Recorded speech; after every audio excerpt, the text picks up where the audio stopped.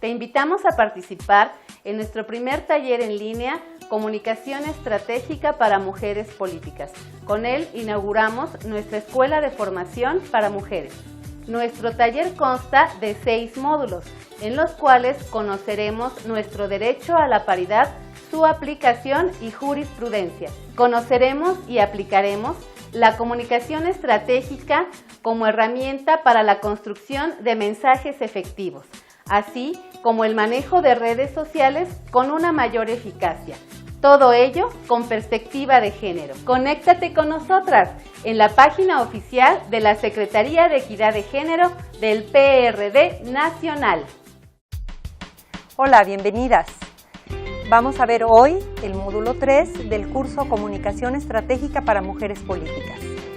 Hemos ya revisado en el primer módulo qué es la paridad y el andamiaje legal. En el módulo 2 revisamos cómo es que llegamos a hablar ahora de paridad. Bueno, en este módulo 3 vamos a revisar por qué ha sido tan difícil. Yo soy Cecilia Lavalle, bienvenidas. En política se dice paridad. Paridad para legislar. Paridad para gobernar. Paridad para dirigir. Las mujeres somos fuerza, las mujeres somos pasión. Somos libertad, somos responsabilidad. En México las mujeres somos mayoría. Y solo queremos igualdad. Y la igualdad es la mitad de todo. ¡Que vivan las mujeres! ¡Que vivan las mujeres! ¡Que vivan las mujeres! ¡Que vivan las mujeres! ¡Que vivan las mujeres! ¡Que vivan las mujeres! ¡Que vivan las mujeres! PRD. Módulo 3. El contenido temático de este módulo es Mujer y Poder, roles y estereotipos de género. El temario, como pueden apreciar, es ¿cuál es el molde? ¿De quién es la culpa? ¿Camino cuesta arriba? ¿Y qué pasaría si Eva hubiera sido entrevistada? ¿Cuál es el molde? Si queremos saber cuál es el molde, tenemos que preguntarnos ¿qué mensajes hemos recibido? ¿Cómo debemos ser las mujeres? ¿Qué debemos hacer las mujeres? Si cierran los ojos un momento y recuerdan todos los mensajes que han recibido de lo que debemos ser, lo que debemos hacer, lo que no debemos ser y lo que no debemos hacer, encontrarán el molde en el que han encasillado a las mujeres a lo largo de la historia. El molde quiere decir que por nacer mujeres se nos ha educado para el espacio doméstico. Así hemos sido formadas para las tareas del hogar y para todas las tareas del cuidado. Se nos forma como seres al servicio de otras personas, de otros seres. Estamos educadas y formadas para cuidar al esposo, al hijo, a la hija, a la mamá, al papá, a los familiares que estén enfermos o discapacitados. En fin, estamos educadas y formadas para que nuestra prioridad por encima de cualquier otra sea el espacio doméstico y las tareas de cuidado. ¿De quién es la culpa de todo esto? Bueno, no hay culpas, pero sí hay responsabilidades. A mujeres y hombres se nos han asignado a lo largo de la historia cualidades, obligaciones, responsabilidades totalmente diferentes. Pero no solo eso, se le ha dado un menor valor a lo considerado femenino y un supervalor a lo considerado masculino. Así se han fomentado relaciones de poder jerárquicas. Las mujeres van quedando 3 escalones abajo y los hombres van quedando 3 escalones arriba. Y así se apuntala la discriminación. Buena parte del problema es que no hay flujos comunicantes entre estas tareas. A los hombres se les ha educado, se les ha formado a lo largo de la historia para mandar el espacio de poder, los espacios públicos, y a nosotras para los espacios domésticos. A ellos se les ha educado para ser fuertes, no tener emociones ni demostrarlas, y a nosotras para ser tiernas y amorosas. No hay vasos comunicantes, de modo que si ellos también se salen del molde y son sensibles y tiernos, son castigados socialmente por ello. Y nosotras, cuando hacemos el tránsito al espacio público y tomamos decisiones y ejercemos nuestra autoridad, nos salimos del molde. Y así nos va. Se apuntala pues la discriminación. ¿Qué vamos a entender por discriminación? La Convención sobre todas las formas de discriminación contra las mujeres, mejor conocida como CEDAW, tiene una definición muy clara. Dice, discriminación contra la mujer denotará toda distinción, exclusión o restricción basada en el sexo que tenga por objeto o resultado menoscabar o anular el reconocimiento, goce o ejercicio por parte de la mujer, independientemente de su estado civil, sobre la base de la igualdad entre hombre y mujer, de los derechos humanos y las libertades fundamentales en las esferas política, económica, social, cultural, civil o en cualquier otra esfera. Nótese que esta definición de la CEDAW dice que discriminación es si tiene por objeto o por resultado. Quiere decir que aun cuando sea sin querer, si el resultado es discriminarnos o excluirnos, será discriminación. ¿Cómo se produce y se reproduce esta discriminación? Se produce y se reproduce en todas las esferas.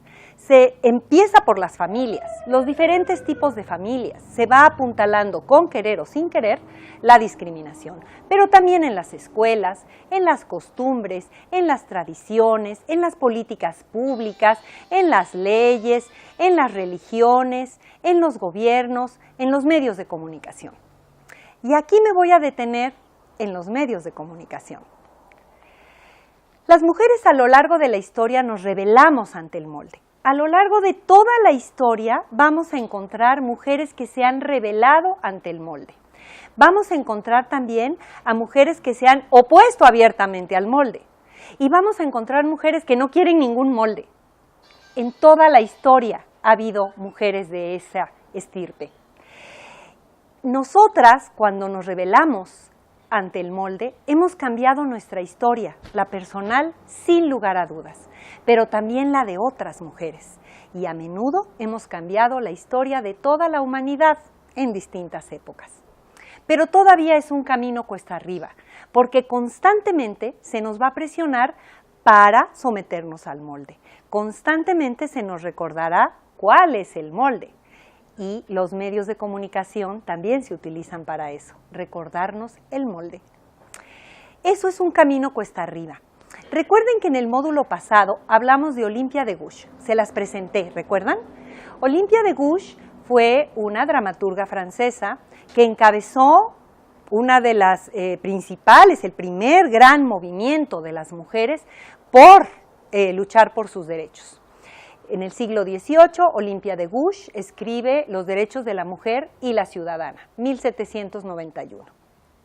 Y ella encabeza lo que se conoce como la primera ola del feminismo. Ahí ya empieza a haber mujeres que se organizan para luchar por los derechos de los que habían sido excluidas, porque solamente los hombres, y tampoco todos, habían sido incluidos en los derechos.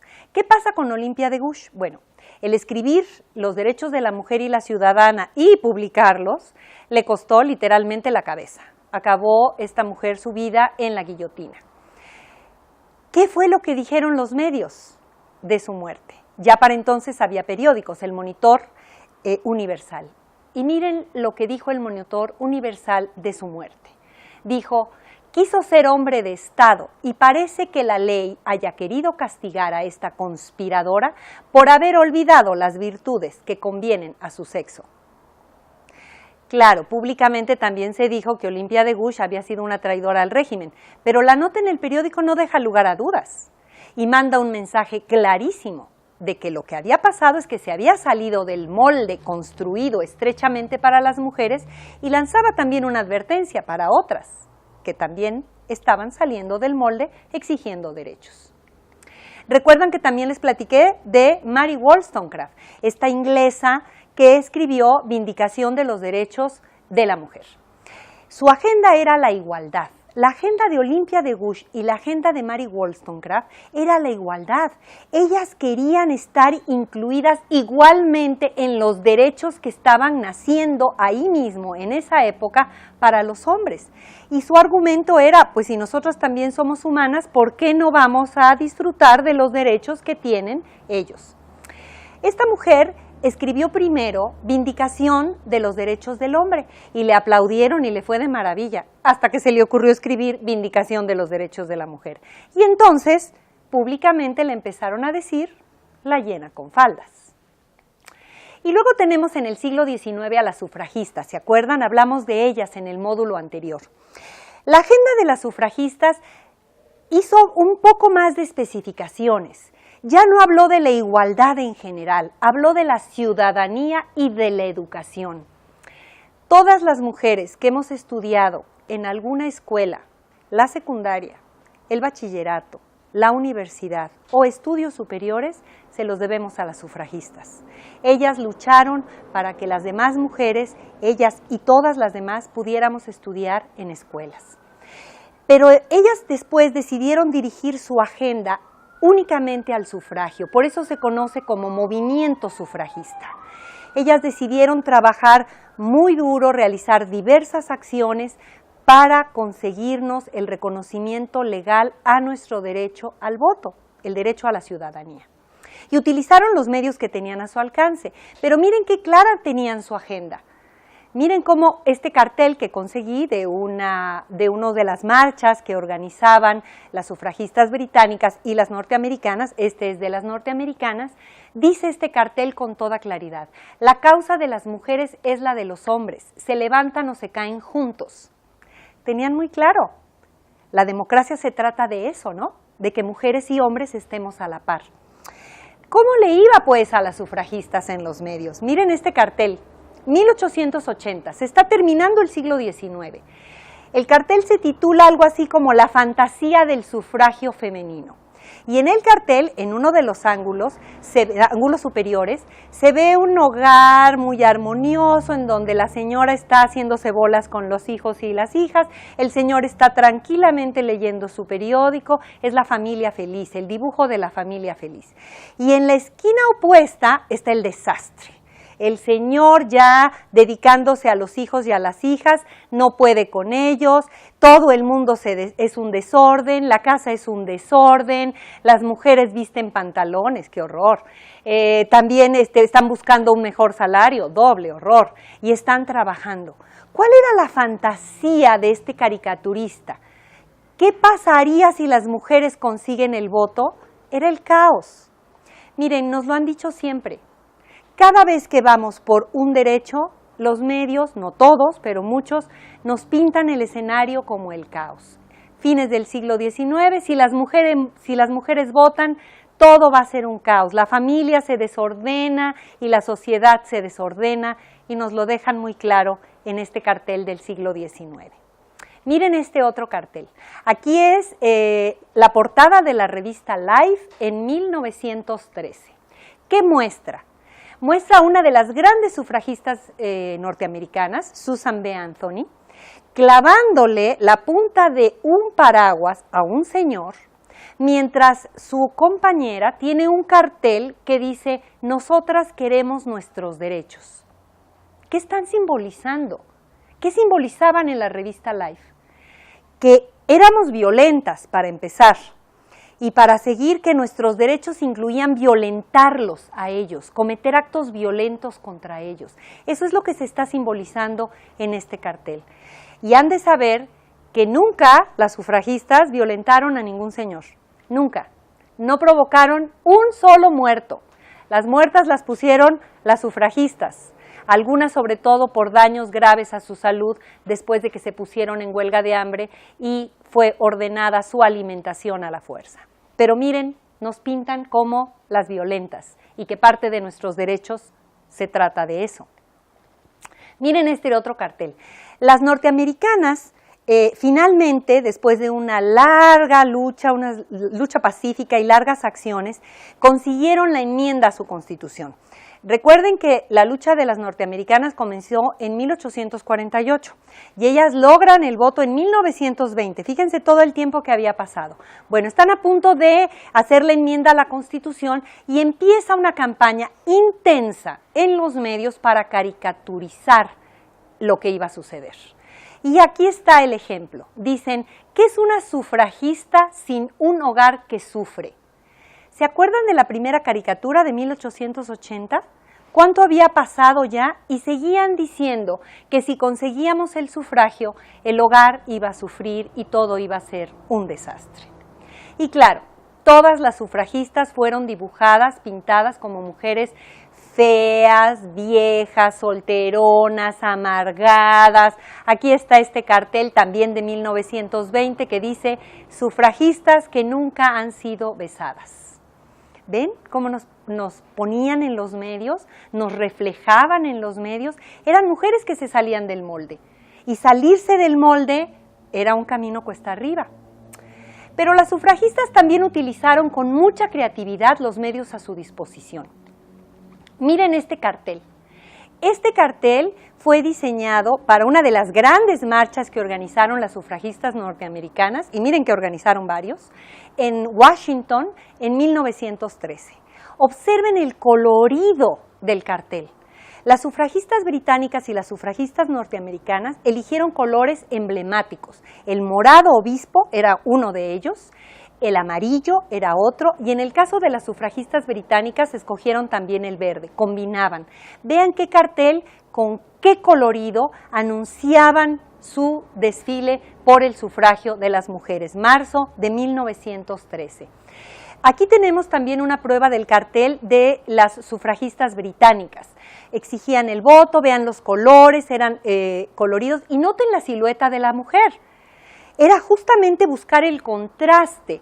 Mientras algunos caricaturistas las pintaban como mujeres viejas y feas y horribles, las británicas y las norteamericanas también lo hicieron, pintaban siluetas de mujer mucho más amables, como eran las sufragistas. Y del otro lado de esta imagen tenemos un banderín. Fue muy utilizado el banderín, usaban varios banderines y también bandas para ir colocando su mensaje, y noten que los colores siguen siendo estos morados, verdes. Escogieron muy bien lo que ahora diríamos una campaña de marketing. En aquel entonces estaban escogiendo cómo posicionar su mensaje. Vean este cartel es un gran cartel. Este cartel es la propaganda de la Liga de Artistas Sufragistas, que fue realizada esta campaña más o menos entre 1910 y 1919. En este cartel, más allá de lo visual, dejan muy claro el mensaje. Las sufragistas tenían clarísimo que como los hombres votaban, iban en velero por el mar. En cambio, el hecho de que las mujeres no votaran las hacía nadar contracorriente. Exactamente lo que ahora sostenemos con respecto a la paridad. Las sufragistas de esa década lo tenían clarísimo y lo plasmaron en este cartel. También usaron pendones de distintos grupos. Este es un pendón del sufragismo británico, que además escogió un lema. En algún momento de su lucha por el sufragio, hubo candidatos al Parlamento que les ofrecían que en cuanto llegaran al Parlamento iban a votar a su favor para que se reconociera su derecho al voto. Y una vez que conseguían el poder, pues las dejaban plantadas. ¿Les suena conocido? Bueno, ha pasado en todas las épocas. Cuando están en campaña nos prometen muchas cosas, pero luego a la hora de la hora, quién sabe. Entonces, las sufragistas británicas lanzaron como lema hechos, no palabras. Era todo un lema que colocaba que ya no estaban dispuestas a creer en los discursos y que querían que eso fuera un hecho. Esto es lo que dice este pendón, hechos, no palabras. Y también publicaron sus propios medios. En este caso, en esta figura que yo les presento, tenemos el ejemplo del periódico Las Noticias de la Mujer, ¿no? Y Noticias de Sufragistas, Woman's Journal, que fue un periódico que editó Susan B. Anthony junto con su esposo Henry Brown Blackwell, y que fue un periódico que para el movimiento sufragista norteamericano representó su órgano oficial de difusión y duró muchos años. Cambió de nombre. Uno de los últimos nombres es este de La Mujer Ciudadana, pero tenían el mismo esquema, por eso lo encontramos a lo largo de la historia como si fuera un solo medio. Esta imagen que tengo aquí del periódico es justamente narra ese desfile de 1913, que fue uno de los grandes desfiles espectaculares. Y el otro, el de La Mujer Ciudadana, ya es una publicación posterior a esa época. Las británicas también publicaron sus propios medios. Fíjense cómo este se llama Suffragette. Con el movimiento británico pasó algo curioso. Fue un movimiento muy amplio, donde participaron muchísimas mujeres, pero hubo un momento en que se dividieron y quedaron como en dos grandes movimientos. Unas a las que se les llamó constitucionalistas, que eran mujeres que estaban luchando por el derecho al voto y lo hacían, digamos, apegadas a la ley, escribían cartas a los asambleístas, también se manifestaban públicamente y tenían mítines, pero se diferenciaron de este otro grupo que comandó Emmeline Pankhurst, porque este otro grupo que se llamó Women's Social and Political Union, este otro grupo, cuando perdió la paciencia, empezó a tener distintas estrategias de lucha por el voto que incluso llegaron a ser violentas. He de decir que entre estos dos grupos hubo siempre mucha fluidez. A veces pertenecían las mismas mujeres a los dos movimientos o este grupo se apoyaba de las constitucionalistas y las constitucionalistas apoyaban al otro grupo, excepto cuando el movimiento liderado por Emmeline Pankhurst se puso muy violento, entonces sí se ve una distinción más firme. Pero los medios, para distinguirlas, llamaron a las constitucionalistas sufragistas y a estas las llamaron suffragettes, como si fueran vedettes. Pero se apropiaron de ese nombre despectivo y lo hicieron un nombre de orgullo. Por eso su publicación se llama Suffragette. Y aquí tenemos dos ejemplos de esa publicación oficial que editaba y dirigía Christabel Pankhurst, una de las hijas de Emmeline Pankhurst. En el primer ejemplo vemos cómo se está dando el pésame, digamos, se muestra el pésame por la muerte de una de las sufragistas, de Emily Davidson, que murió en el Derby, en esta carrera de caballos de la realeza, donde participan en Inglaterra, incluido el caballo del rey. A ella la arrollan, a Emily Davidson la arrolla el caballo justamente del rey cuando ella sale a la pista con su pancarta que dice voto para las mujeres. En esa historia, en la historia de esa muerte hay varias, hay quien dice que se suicidó, hay quien dice que en realidad no calculó el tiempo de presentar su pancarta y salirse antes de que la arrollara el caballo. Bueno, una de estas ediciones fue en honor de Emily Davidson, de esta sufragista británica. Pero quiero que observen con atención la otra, porque en la otra publicación se ve cómo están jugando con las fuerzas del bien y del mal. Y entonces dice, las fuerzas del mal condenando a las portadoras de la luz. Observen bien, ¿quiénes son las fuerzas del mal? ¿Ya vieron el letrero? La prensa. Está ahí un dragón y quien arrastra al dragón es la prensa. ¿Y quién es la fuerza? La portadora de la luz, esta mujer con armadura como si fuera Juana de Arco, son justamente las sufragistas. ¿Qué pasa en México? Bueno, en México también tuvimos publicaciones, también las mujeres tuvieron sus propias publicaciones. Una de ellas, de las pioneras, fue de Laureana Wright, siglo XIX, que publicó una revista que se llamaba Violetas de Anáhuac, en donde solo escribían mujeres. Ahí las mujeres escribían sus opiniones, lucharon, trabajaron, colocaron sus argumentos por la condición social de las mujeres y ahí también empezaron a hablar del sufragio.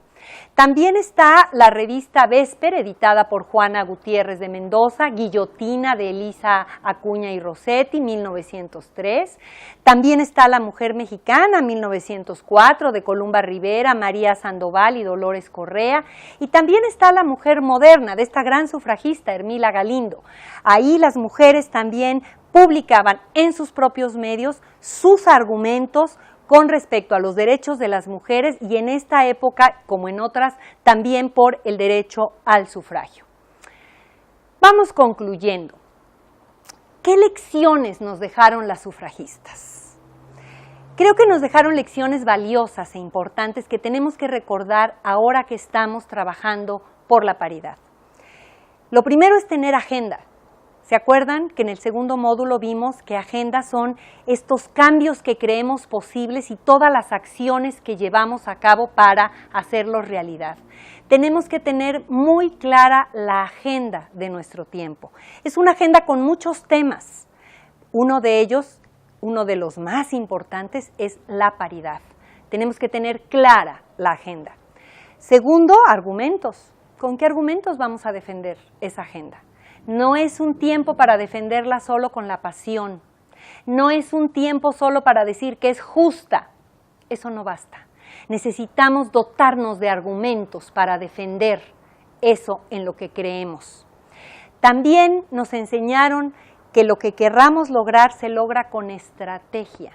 Las sufragistas norteamericanas y británicas nos dieron grandes ejemplos de estrategia, y las mexicanas también, porque en un contexto que no era nada democrático, aunque lo pareciera, las mujeres que luchaban por el sufragio en México supieron cabildear en organismos internacionales, en áreas del gobierno en donde ya estaban trabajando para ir presionando, sobre todo una voz externa internacional que hablara y presionara al gobierno mexicano para que finalmente reconociera legalmente el derecho al voto. Usaron estrategia. Y otra gran lección que nos dejaron las sufragistas: alianzas entre mujeres. Las sufragistas fueron capaces de hacer alianzas entre mujeres. En esta época se están haciendo grandes alianzas. Están trabajando legisladoras en la Cámara de Diputados, en la Cámara de Senadores, haciendo alianzas de distintos partidos políticos trabajando por la paridad y por distintos derechos. Y están haciendo alianzas con movimientos organizados de mujeres, con el movimiento feminista, con los diferentes movimientos. Estamos articulando nuestras demandas para fortalecernos unas a otras. Es una gran lección que no hay que olvidar. En cada estado de la República se requieren alianzas entre mujeres para llevar a cabo todos los pasos que tenemos que dar en la agenda, y también alianzas con los hombres solidarios. ¿Cuáles son esos hombres solidarios? Los demócratas congruentes, es decir, aquellos que no solo son igualitarios en el discurso, sino que de verdad creen que las mujeres tenemos que ocupar ahí la mitad de los espacios, la mitad del poder. Con esos demócratas hay que hacer alianzas también.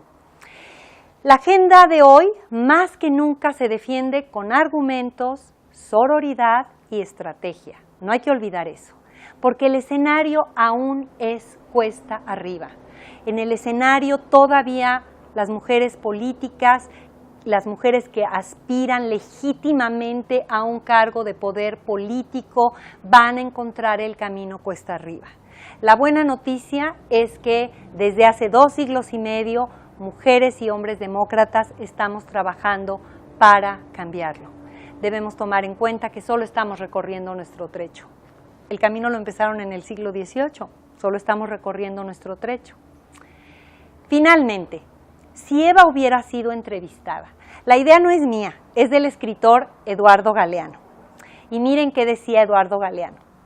Decía, si Eva hubiera sido entrevistada, hubiera aclarado que ella no nació de ninguna costilla, que no conoció a ninguna serpiente, que no ofreció nunca ninguna manzana a nadie y que nadie le dijo que pariría con dolor y que su marido le dominaría. Que todo eso no son más que calumnias que Adán le contó a la prensa. ¿Qué pasaría hoy si Eva fuera entrevistada? ¿Qué pasaría hoy si Eva tuviera a su disposición las redes sociales que tenemos en nuestra época? ¿Podría colocar su discurso? ¿Podría colocar su argumento con fuerza para contrarrestar lo que Adán le dijo a la prensa? ¿Tendría las herramientas y los elementos suficientes? ¿Contaría con una buena agenda, con sus argumentos, con una estrategia y con las herramientas mediáticas para colocar su mensaje? De eso y más vamos a hablar en el siguiente módulo con mi compañera Lucía Lagunes. No se lo pierda. En política se dice paridad. Paridad para legislar. Paridad para gobernar. Paridad para dirigir. Las mujeres somos fuerza, Las mujeres somos pasión. Somos libertad. Somos responsabilidad. En México las mujeres somos mayoría. Y solo queremos igualdad. Y la igualdad es la mitad de todo. ¡Que vivan las mujeres! ¡Que vivan las mujeres! ¡Que vivan las mujeres! ¡Que vivan las mujeres! Que vivan las mujeres. Que vivan las mujeres. Que vivan las mujeres. PRD